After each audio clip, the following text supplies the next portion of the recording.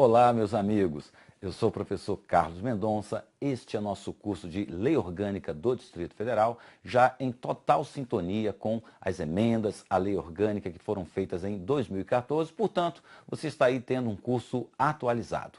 Na aula de hoje, nós vamos tratar das vedações que são impostas ao Distrito Federal, lá no artigo 18, e vamos estudar também um tema de extrema importância, a administração pública do Distrito Federal. Vamos começar então pelo artigo 18, que trata exatamente do que é vedado ao Distrito Federal. Lembrando que essas vedações já estão em absoluta sintonia com o texto constitucional.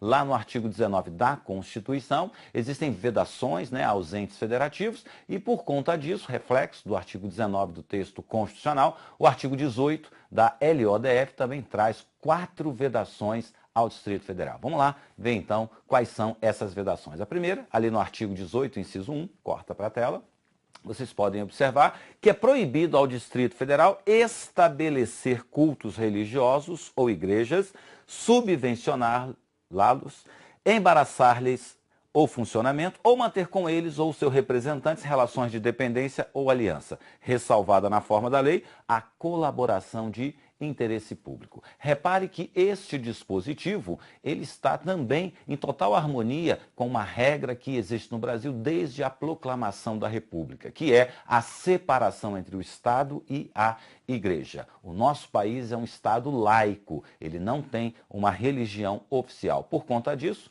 evidentemente que ele não pode tender a ajudar qualquer tipo de religião. O que se permite é aquela colaboração no interesse público, tipo ceder um espaço público para que haja uma liturgia, para que determinado credo exerça ali um encontro para as pessoas que profetizam aquela religião. Então esse tipo de colaboração está autorizada tanto pelo texto constitucional quanto pela LODF. A LODF também não pode ceder, dar dinheiro para cultos religiosos, para religiões. Ele pode apenas colaborar no interesse público. A segunda vedação, ali no artigo 18, inciso 2, corta ali para a tela, vocês podem ver que recusar fé aos documentos públicos é uma outra vedação. Bom, um documento público ele goza de uma presunção de veracidade, é o que se diz fé pública. Portanto, o Distrito Federal não pode negar a veracidade, a autenticidade de um documento que foi produzido por outro ente federativo, como a União, como o Estado, como o município. Se o documento é público, o Distrito Federal deve aceitar a sua veracidade. Em outras palavras, não pode recusar fé a um documento público. Se o documento é público, a princípio, ele vai presumir que ele é verdadeiro, que ele é legítimo, que ele é autêntico.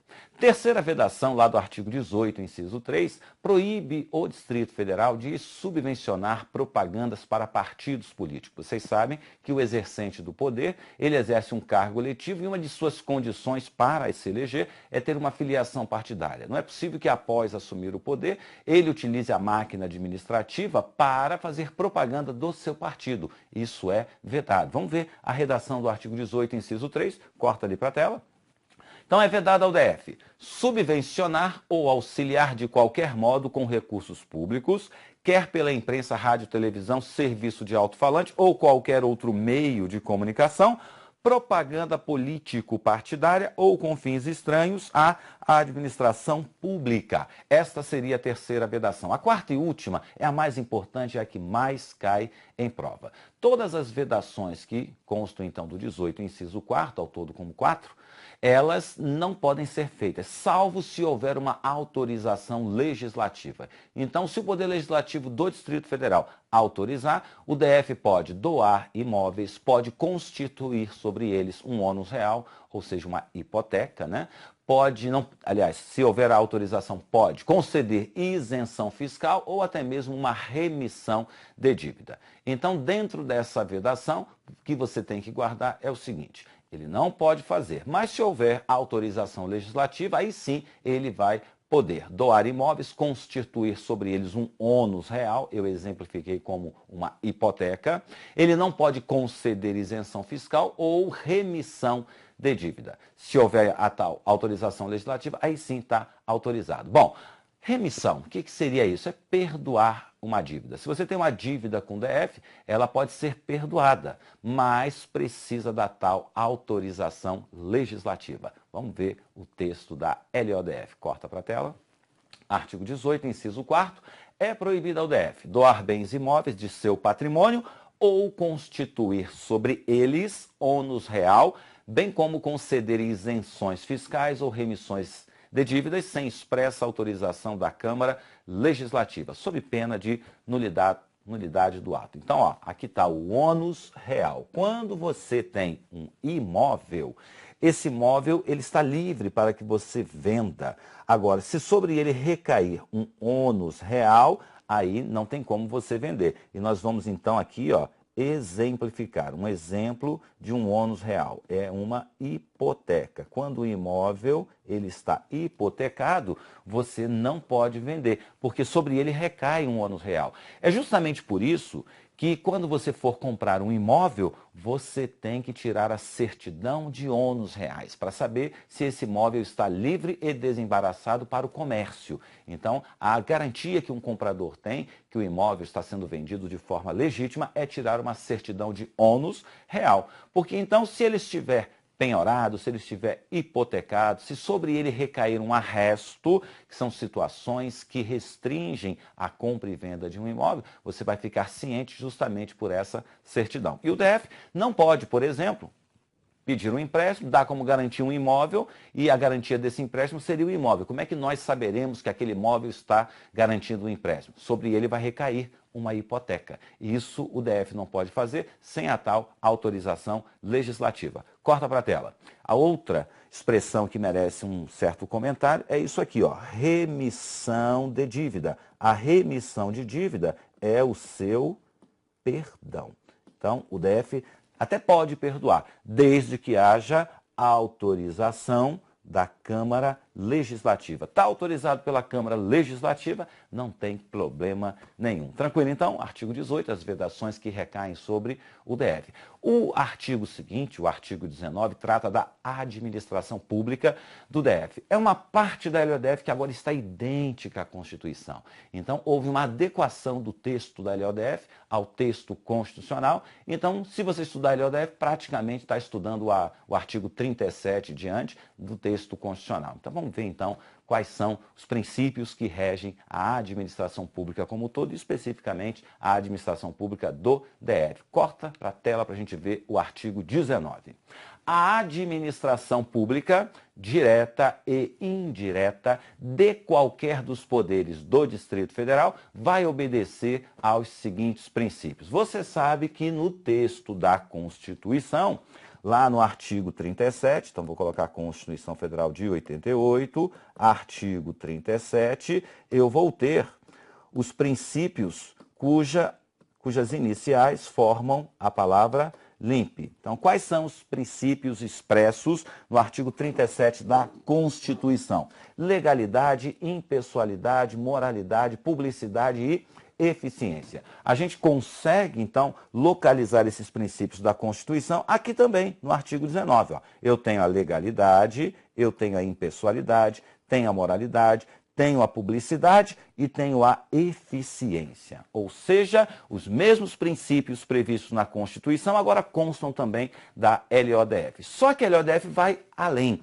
Ela traz outros princípios que não estão expressos na Constituição, como razoabilidade, motivação, transparência e interesse público. Então, ao todo, né, a LODF ela vai ter 1, 2, 3, 4, 5, 6, 7, 8, 9 princípios que regerão a administração pública. Além do LIMP, aqueles previstos no texto constitucional, a gente vai ter razoabilidade, motivação, transparência e interesse público. É obrigatório que você que está estudando para um concurso decore todos os princípios que regem a administração pública do DF. E deve saber também que alguns princípios presentes na lei orgânica não estão no texto constitucional, pelo menos de forma expressa, porque de vez em quando eles falam, ó, esse princípio que consta na Constituição Federal também consta na LODF. Então você já sabe que na Constituição é o LIMP. Aqui na LODF nós vamos ter mais 4 princípios. Você tem que decorar todos eles. E aí vamos ver quem é que pode ter acesso aos cargos públicos aqui no Distrito Federal. Antes, a LODF dizia que era acessível aos brasileiros cargos públicos do DF. Isso não estava em sintonia com a Constituição, porque a Constituição prevê que os cargos públicos são acessíveis aos brasileiros e aos estrangeiros, na forma da lei. O estrangeiro, claro, para ter acesso aos cargos públicos no Brasil, precisa de uma lei autorizando, e essa lei ainda não existe. Existe para professores, existe para pesquisadores, existe até para os médicos cubanos, mas de forma generalizada, de forma geral, não existe uma autorização para que um estrangeiro trabalhe aqui no Brasil. Vamos ver então o acesso aos cargos públicos que consta lá da LODF. Corta aqui para a tela. Bom, acesso aos cargos públicos. Os cargos, empregos e funções públicas são acessíveis aos brasileiros que preencham os requisitos em lei, assim como os estrangeiros, na forma da legislação. Isso aqui já é a nova redação do LODF, que agora está absolutamente de acordo com o texto constitucional. Claro que para você ingressar no serviço público de forma efetiva, você deve fazer um concurso público, tá? Esse concurso público vai ter uma validade de até 2 anos, prorrogável pelo mesmo período. Ó, é o que está aqui no inciso 3º. O prazo de validade do concurso público será de até 2 anos, prorrogável uma vez por igual período. Uma regra, né, de tranquilidade para o candidato é que enquanto o concurso estiver com validade, você que está aprovado será convocado com prioridade sobre outros candidatos que tenham feito o concurso depois. O inciso 7 fala da reserva de vagas, né, para quem é portador de deficiência. Isso você vai ter que olhar na Lei Complementar 840 e lá diz, né, que a reserva de vagas para o deficiente é de 20% das vagas. Então, concurso para 100 pessoas. 20 vagas, 20%, serão destinadas a pessoas portadoras de deficiência. Além disso, o inciso 8º trata das hipóteses em que se pode fazer um concurso temporário. Você faz concurso, mas não é um servidor efetivo. Você vai trabalhar temporariamente para o DF. É o contrato temporário. Matéria que está reservada à lei, como preconiza esse inciso 18. A lei estabelecerá os casos de contratação de pessoal por tempo determinado para atender à necessidade temporária de excepcional interesse público. Então, ó, você já sabe que a administração pública do DF é regida por vários princípios, você já sabe que para ter acesso a um cargo público efetivo tem que fazer um concurso, cuja validade é de 2 anos, prorrogável por até 2 anos. Nesse concurso haverá uma reserva de vagas para deficientes, tema que é tratado na Lei Complementar 840, que reserva 20%. É possível também ser um servidor temporário. E aí, o concurso temporário não lhe dá efetividade, você trabalha por um tempo. É muito comum fazer concurso temporário na área de magistério para professor, também é comum fazer esse tipo de concurso na área de saúde. Vamos prosseguir aqui, corta para a tela, vamos falar dos cargos em comissão, que seria a outra forma de você ingressar no serviço público. Claro que você entra sem fazer o concurso público. Você vai ser convidado a ocupar um cargo em comissão ou uma função de confiança. Mas nada impede que o servidor público também ocupe esse cargo. A diferença é que haverá um percentual para ocupar esses cargos. Se é uma função de confiança, 100% das funções de confiança são destinadas a servidores efetivos. Agora, se é um cargo em comissão de livre nomeação e exoneração, destinados exclusivamente à direção superior ao assessoramento, aí no mínimo 50% dessas vagas serão para servidores efetivos. Então, ou você entra por concurso público, ou você vai ocupar um cargo em comissão ou uma função de confiança. No caso da função de confiança, é só para servidor efetivo, 100% dos cargos. No caso do cargo em comissão, no mínimo, 50% serão destinados aos servidores de carreira. Isso vale para todo mundo, não deve? Vale, menos para o gabinete dos deputados distritais e também gabinete das lideranças partidárias. Nesse caso, eles podem ocupar 100% desses cargos com pessoas de fora do serviço público do DF. Vamos ver então o que a LODF fala sobre este tema. Corta para a tela. As funções de confiança exercidas exclusivamente por servidores ocupantes de cargo efetivo, então está aqui, ó, exclusivamente por servidores ocupantes de cargo efetivo. Por isso que eu disse aqui, ó, 100% para servidores efetivos as funções de confiança. E pelo menos 50% dos cargos em comissão a serem preenchidos por servidores de carreira nos casos e condições preenchidos em lei.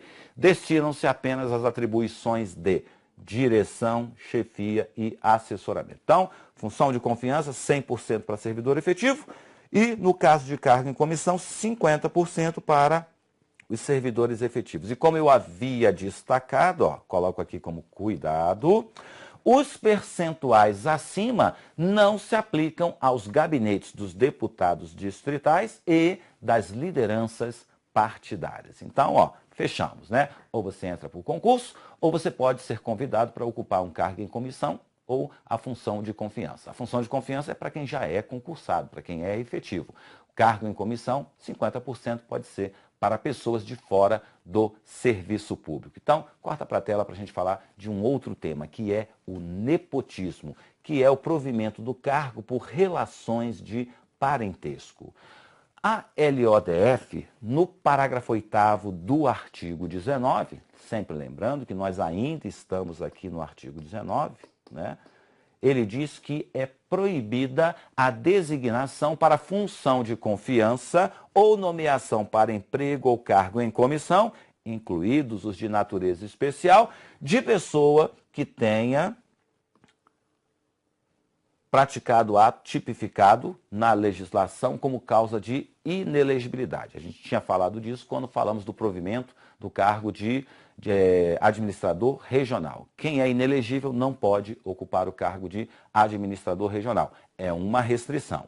A outra, chamada de nepotismo, diz que fica vedada a nomeação de cônjuge, companheiro ou parente em linha reta ou colateral ou por afinidade até o 3º grau, inclusive da autoridade nomeante ou do servidor da mesma pessoa jurídica, investido em cargo de direção, chefia ou assessoramento, para o exercício de cargo em comissão ou de confiança, ou ainda de função gratificada, na administração pública direta e indireta, em qualquer dos poderes do DF, compreendido na vedação o ajuste mediante designações recíprocas. Vamos traduzir, então, o que é essa regra do nepotismo. Ela atinge o parentesco. O parentesco pode ser por sangue ou por afinidade. O parentesco por sangue é aquele tradicional pai, mãe, neto, avô, tio, primo. Esse é o parentesco, então, por sangue. E existe aquele parentesco por afinidade que é criado, tá? Quando você se liga a uma pessoa por casamento. Então, quando você casa com alguém, você vai ter um genro, uma nora, você vai ter um enteado. Esse é o parentesco por afinidade. E o nepotismo atinge exatamente esse tipo de situação em que você escolhe os seus parentes, né? Como não existe um ex-filho, como não existe uma ex-mãe, porque são parentes, também não vai existir uma ex-sogra, porque parentesco você não tem como desfazer. Por isso que o pessoal diz, a sogra é para sempre. Por quê? Porque é um parente por afinidade. Mas o dispositivo, ele fala em graus de parentesco, né? Até o 3º grau. Como é que a gente vai contar o grau de parentesco? O grau de parentesco é contado na linha descendente, ascendente e colateral. Na minha linha descendente, eu tenho como parente de 1º grau meu filho. O meu neto é parente de 2º grau. O meu bisneto é meu parente de 3º grau. Na minha linha ascendente, eu tenho pai e mãe no 1º grau, avô, avó no 2º grau, bisavô, bisavó no 3º grau. E na minha linha colateral, a contagem é um pouquinho mais complicada. Sabe por quê? Porque meu pai e minha mãe já é parente de 1º grau. Então, meu irmão é um parente de 2º grau. E o filho dele, meu sobrinho, é um irmão de 3º grau. É assim, então, que se conta o grau de parentesco. Então, ó, se eu estou numa pessoa jurídica da administração pública direta ou indireta do DF, trabalhando lá, eu ocupo ali um cargo em comissão, um filho meu não pode ser convidado a ocupar este mesmo cargo. Repare que quem nomeia é o presidente, por exemplo, da autarquia. O presidente da autarquia não pode nomear o meu filho se eu já ocupo um cargo em comissão naquela pessoa jurídica. Então, veja que nem precisa ser parente de quem está nomeando. Basta que naquela estrutura administrativa haja um parente para que eu não possa ser nomeado. É isso que diz, então, ali o parágrafo 9º do artigo 19 da LODF. Mas tem um pequeno detalhe. Se eu ingressar no serviço público por concurso público, digamos que passei para uma autarquia, ingressei lá. Meu pai é diretor administrativo dessa autarquia. Por conta disso, eu não vou poder ocupar um cargo em comissão? A resposta está na própria LODF. Corta para a tela. A vedação de que trata o parágrafo 9º não se aplica aos ocupantes de cargo efetivo de carreira em cuja estrutura esteja o cargo em comissão ou função gratificada ocupada. Veja que ele fala em cargo efetivo. Então, se você entrou no serviço público, naquela estrutura administrativa por concurso público, essa vedação do nepotismo não vai lhe alcançar, porque você já entrou pelo seu mérito. Então, justamente por esse mérito, que talvez você seja convidado a ocupar um cargo em comissão, uma função comissionada. Não é porque um parente já ocupa esse cargo que você vai sofrer este impedimento. É uma exceção. Então, para fugir da regra do nepotismo, o que você faz? Entra por concurso público. Aí não tem problema. Uma forma, digamos, que já foi pensada para burlar a regra do nepotismo era quando havia um ajuste, né? Olha, eu vou nomear seu filho na minha autarquia, você nomeia o meu na sua autarquia. Aparentemente, a regra do nepotismo não seria aplicada, porque não foi ele que nomeou, não tem nenhum parente naquela estrutura administrativa, seria o nepotismo cruzado. Isso também está vedado aqui. Quer dar uma olhada? Corta para a tela. Olha aqui então, ó, no finalzinho aqui, ó. Compreendido na vedação o ajuste mediante designações recíprocas. Isso aqui é o que ficou convencionado chamar de nepotismo cruzado. O nepotismo cruzado, então, também está proibido, tá? Esse ajuste mútuo também está proibido. Tranquilo? Corta aqui para mim. Vamos falar então da remuneração do servidor. A gente já sabe como que ele ingressa no serviço público, já sabemos que é por concurso com validade de 2 anos, reserva de vagas para deficientes, já sabemos que um outro jeito de você ocupar um cargo público é função de confiança ou cargo em comissão, com as respectivas vedações.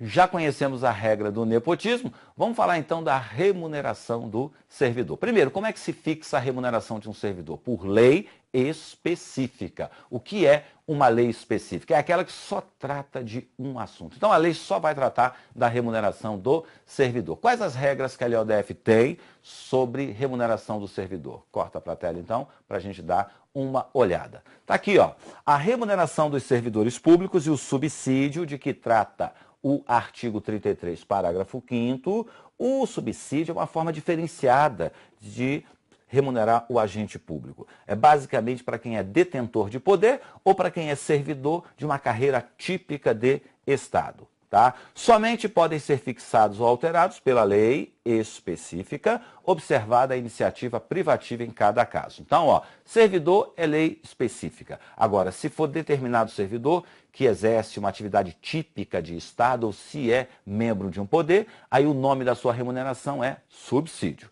Diz aqui, ó, o inciso 11, que os vencimentos dos cargos dos poderes legislativo não poderão ser superiores aos pagos pelo poder executivo. Isso aqui, ó, na prática, infelizmente, não existe. A remuneração de quem trabalha para o legislativo é bem maior de quem trabalha para o executivo. Mas se cair na prova, diga que está certo, tá? Agora, a realidade realmente é totalmente diferente. Esse é um dispositivo que consta da Constituição e, na prática, ele não é aplicado. O 12 diz que é vedada a vinculação ou equiparação de quaisquer espécies remuneratórias para efeito de remuneração de pessoal do serviço público. Então, uma carreira não pode vincular a sua remuneração à remuneração de outra carreira, a não ser que isso esteja na Constituição. A Constituição diz, ó, que ministro do STJ vai ganhar 95% do que ganha o ministro do STF, mas é a própria Constituição. Ela pode. Fora isso,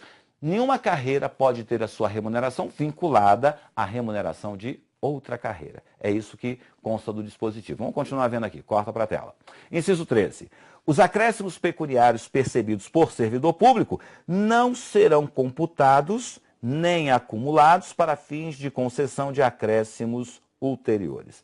É de difícil intelecção esse dispositivo. Entender o que ele quer dizer vai exigir de você uma árdua tarefa de interpretação. Para facilitar a sua vida, o que eu lhe digo é o seguinte: você não pode ter dois aumentos com o mesmo fundamento. Isso é proibido, tanto pela Constituição quanto pela LODF. Então, se o tempo de serviço já foi utilizado para você ganhar, por exemplo, anuênio, o tempo de serviço não pode ser utilizado para você receber outro tipo de aumento. É isso que está proibido. Vamos ler de novo para ver agora com esse exemplo se você entende. Corta para a tela. Então está lá escrito: os acréscimos pecuniários percebidos por servidor não serão computados nem acumulados para fins de concessão de acréscimos ulteriores. Pense então, ó, vou dar como exemplo aqui, ó, exemplo, o tempo de serviço. Tá? Se o tempo de serviço é utilizado para um aumento, ele não pode ser utilizado para dar outro aumento. Então, vou colocar aqui o acréscimo pecuniário. E, por fim, o subsídio e os vencimentos dos ocupantes de cargos e empregos públicos são irredutíveis. Regra que, inclusive, existe na CLT.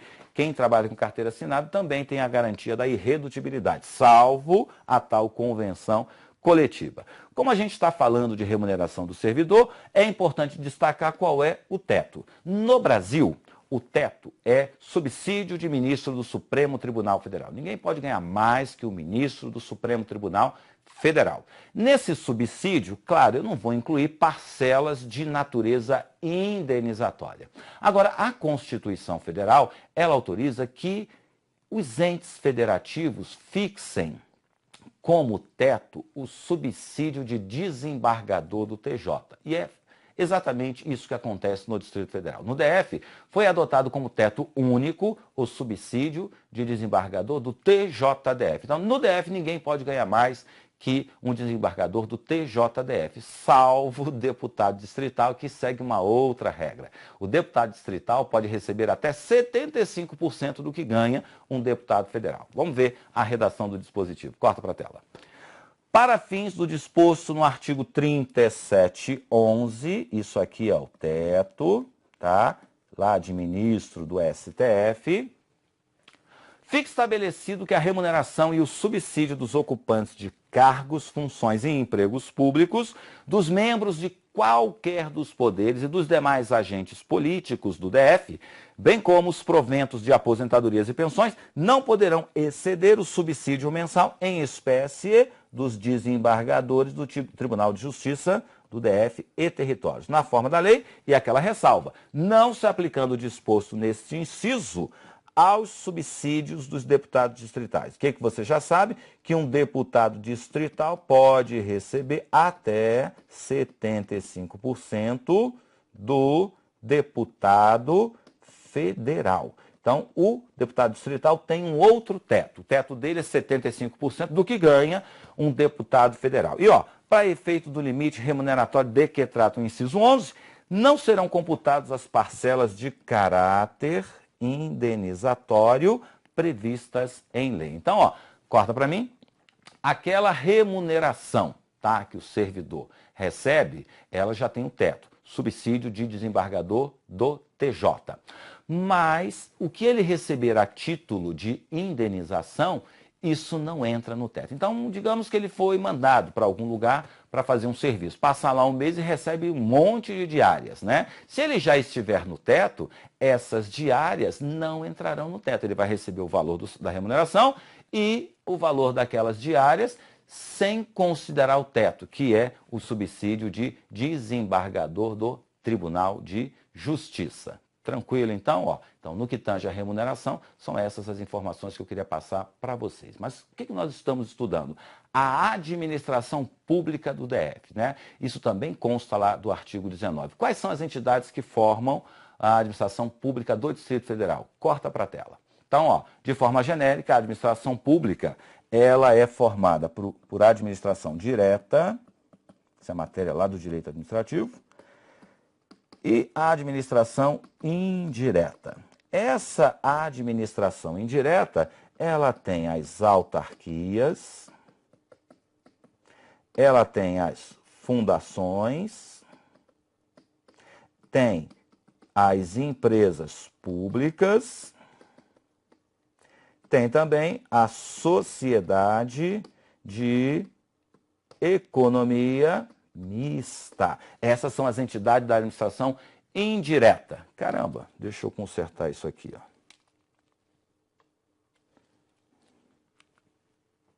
Administração indireta.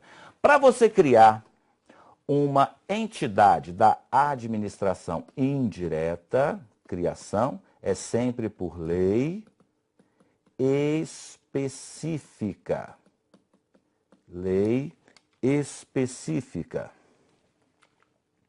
Tá? Então, se perguntar na prova, como que se cria um ente da administração indireta? Você vai colocar, então, que é por lei específica.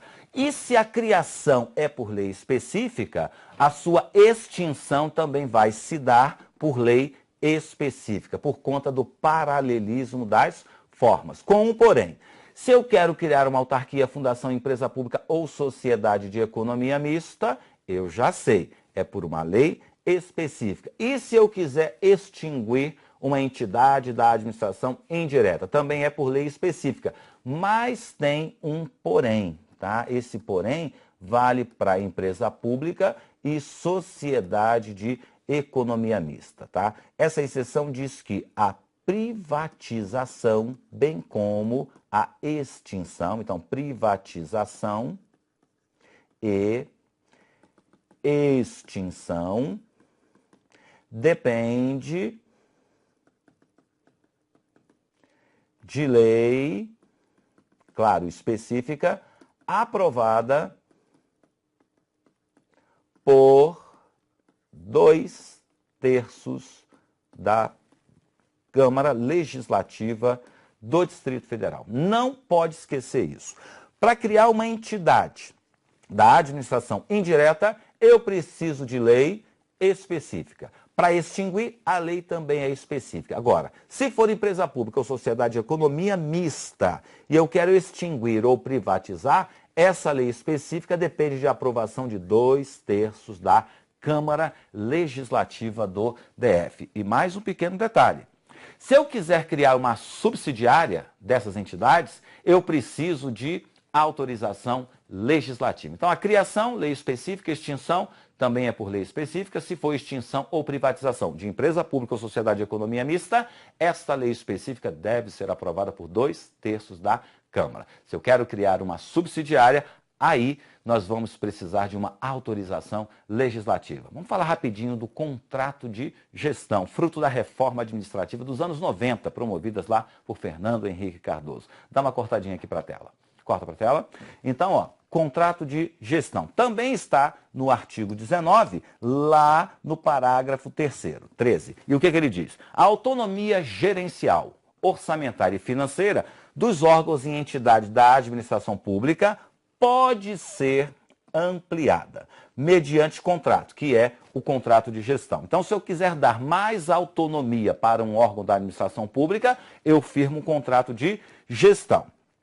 Esse contrato de gestão, ele tem por objetivo a fixação de metas de desempenho para o órgão ou entidade, cabendo à lei dispor. Ela vai falar do prazo de duração deste contrato de gestão, controles e critérios de avaliação de desempenho, direitos, obrigações e responsabilidade dos dirigentes e vai falar também da remuneração do pessoal. Esse contrato de gestão visa melhorar a eficiência do serviço público. Apesar da sua previsão, ele foi muito pouco utilizado na prática, né? A ideia era criar agências executivas com alto grau de eficiência por conta desse contrato de metas a serem alcançadas. Mas na prática isso não aconteceu. Lembra vocês que na aula de hoje nós vimos então a administração pública, vimos o ingresso, vimos o nepotismo, vimos regras de remuneração. Falar em regras de remuneração, há pouco tempo atrás, divulgaram aí quanto é que ganha o presidente da Petrobras. E por que o presidente da Petrobras ganha muito mais que o ministro do STF? Porque o teto só se aplica se a estatal for dependente do governo. Se a estatal não depende do governo, ela não precisa respeitar o teto, e isso também se aplica ao Distrito Federal. Se o DF tiver uma empresa pública, sociedade de economia mista, que não depende do dinheiro do Distrito Federal, a remuneração dos seus dirigentes pode superar o teto, que é desembargador do TJDF. Então, por hoje é só. Na próxima aula a gente vai discutir, então, outros aspectos relacionados à administração pública do DF, na segunda parte da nossa aula. Até lá. Forte abraço.